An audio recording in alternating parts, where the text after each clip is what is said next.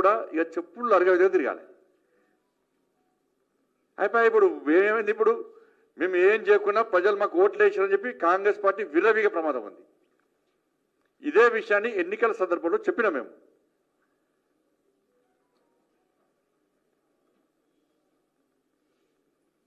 ఇక ఇదే విషయాలతో వాళ్ళు ఇక లోకల్ పార్టీ ఎలక్షన్ పోతారు. లోకల్ పార్టీలో 100% మేము గెలుస్తాం. బీఆర్ఎస్ పార్టీ మాదే ప్రధాన ప్రతిపక్ష పార్టీ అంటున్నాడు. ప్రతిపక్ష నేత ఎవరు ఈ తెలంగాణ రాష్ట్రంలో తెలుసా? ప్రతిపక్ష నేత ఎప్పుడైనా మా ప్రతిపక్ష నేత హౌజ్ పోయి మొత్తం కాంగ్రెస్ పార్టీ విధానాలు మొత్తం ఎండగడుతూ ఇవాళ ప్రశ్నిస్తున్నాం. బీఆర్ఎస్ పార్టీ యొక్క ప్రతిపక్ష నేత ఎవరు? ఏడున్నాడు? ఎప్పుడైనా అసెంబ్లీకి వచ్చిండా? తెలంగాణ రాష్ట్ర ప్రజలు కష్టాల్లో ఇబ్బందుల్లో ఉంటే ఏ రోజున వచ్చి భరోసా కల్పించిండా? పరామర్శించిండా?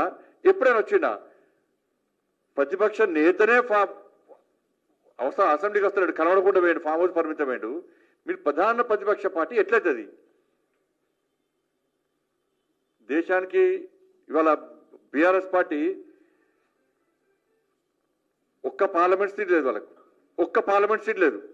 వీళ్ళు ప్రతిపక్ష పార్టీ అటు. శాసన మండలి ఎన్నికల్లో టీచర్స్లో కానీ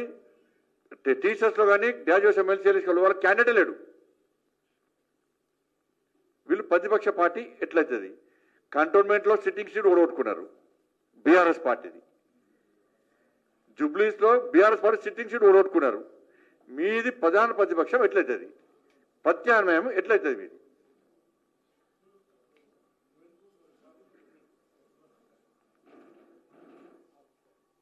కాబట్టి సరే మేము ఓడిపోయినాము అంటే గతంలో కూడా బీఆర్ఎస్ పార్టీకి కాంగ్రెస్ పార్టీకి దుబ్బాకలో డిపాజిట్ రాలే, మునుగోలులో డిపాజిట్ రాలే, హుజాబాద్లో డిపాజిట్ రాలే, కానీ కాంగ్రెస్ పార్టీ అధికారంలోకి వచ్చింది. సరే జూబ్లీస్లో డిపాజిట్ రాలే కావచ్చు, కానీ నెక్స్ట్ అధికారంలోకి వచ్చేది భారతీయ జనతా పార్టీ పక్క సంకేతాలు వస్తున్నాయి. అది ఇష్టమైన పైసలు మంచారు. కాంగ్రెస్ వాళ్ళు ఒక్కొక్క ఓటుకు 7,000 రూపాయలు ఇచ్చారు. బీఆర్ఎస్ వాళ్ళు ఒక్కొక్క ఓటుకు 5,000 రూపాయలు ఇచ్చారు. వీళ్ళిద్దరు ఒకటే. ఇప్పుడు ఇక ఎలక్షన్ దాకా తిట్టుకుంటారు, రేపు నుంచి మళ్ళీ ఇద్దరు కలిసి ఉంటారు. ఇక మళ్ళీ ఇద్దరు కలిసి ఉంటారు ఇద్దరు. కాబట్టి ఎట్టి బస్సులో స్థానిక సంస్థల ఎన్నికల్లో భారతీయ జనతా పార్టీ వైపు ప్రజలు ఉంటారు. నేను మళ్ళీ ప్రజలకు అప్పీల్ చేస్తా ఉన్నా, లోకల్ బాడీ ఎలక్షన్స్లో మీకు 2,500 ప్రజలకు 2,500 రూపాయలు మహిళలకు రావాలంటే, తులం బంగారు రావాలంటే, స్కూటీ రావాలంటే, 4,000 రూపాయలు పెన్షన్ రావాలంటే, రైతు భరోసా రావాలంటే, ఉద్యోగులకు డిఎల్ రావాలంటే, రిటైర్ అయినటువంటి వ్యక్తులకు ఉద్యోగస్తులకు మీ బెనిఫిట్స్ రావాలంటే, లోకల్ బాడీలో ఒక్క రూపాయి కూడా కాంగ్రెస్ పార్టీ ప్రభుత్వం కేటాయించలే. స్థానిక గ్రామాలన్నీ కూడా అభివృద్ధి చెందాలంటే కేంద్ర ప్రభుత్వ నిధులు మాత్రమే శరణ్యం. కాబట్టి కేంద్రం ఇచ్చినటువంటి నిధులను మీకు సద్వినియోగం చేసుకోవాలనుకుంటే, నిజాయితీగా అభివృద్ధి జరగాలంటే భారతీయ జనతా పార్టీకి పట్టం కట్టండి. స్థానిక సంస్థల ఎన్నికల్లో ఈ తెలంగాణ రాష్ట్రంలో నెక్స్ట్ ఉద్యమించబోతున్నది భారతీయ జనతా పార్టీ. ఎందుకంటే బీఆర్ఎస్ పార్టీ అధికారంలో కొట్లాడేది మేమే, వాళ్ళ కాంగ్రెస్ పార్టీ అధికారంలోకి వచ్చినా కూడా కొట్లాడేది కూడా మేమే, నెక్స్ట్ కొట్లాడేది కూడా మేమే. దాన్ని గుర్తించి ఇవాళ భారతీయ జనతా పార్టీని ఆదరించాల్సిందిగా అందరికీ విజ్ఞప్తి చేస్తూ, కష్టపడి పనిచేసేటువంటి కార్యకర్తలకు, మాకు ఓటేసినటువంటి ప్రతి ఒక్కరు కూడా హృదయపూర్వక ధన్యవాదాలు తెలియజేస్తూ ముగిస్తున్నాను. మీడియా మిత్రులకు కూడా ధన్యవాదాలు. జూబ్లీస్లో మంచి సహకారం చేశారు.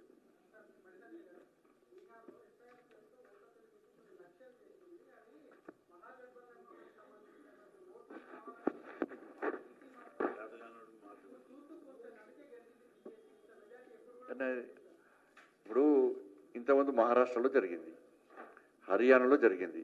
కాంగ్రెస్ పార్టీ గదే అయిపోయింది కదా.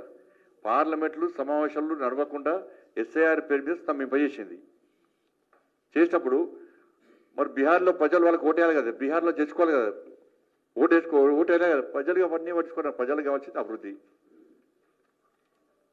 ప్రజలకు కావాల్సిన సంక్షేమం. కాబట్టి ఇక కాంగ్రెస్ పార్టీకి అలవాటు అది. ఒకసారి ఈవీఎం అంటది, ఒకసారి అదంటది, ఒకసారి నెక్స్ట్ ఇక బెంగాల్ కూడా గదే అంటది. ఇక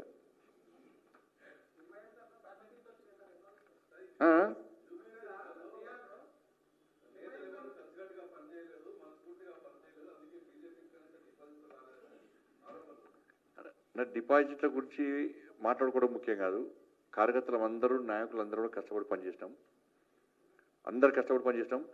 చిన్న చిన్న పొరపాట్లు ఉంటే రామచంద్ర గారి అధ్యక్షతన తర్వాత సమీక్ష పక్కా జరుపుకొని ఇంతకు జరిగిన తప్పిదాలు ఏంది, నెక్స్ట్ జరగకుండా ఏం చేయాలో సమీక్షించుకుంటాం. అది ప్రతి విమర్శలకు మాత్రం అవకాశమే.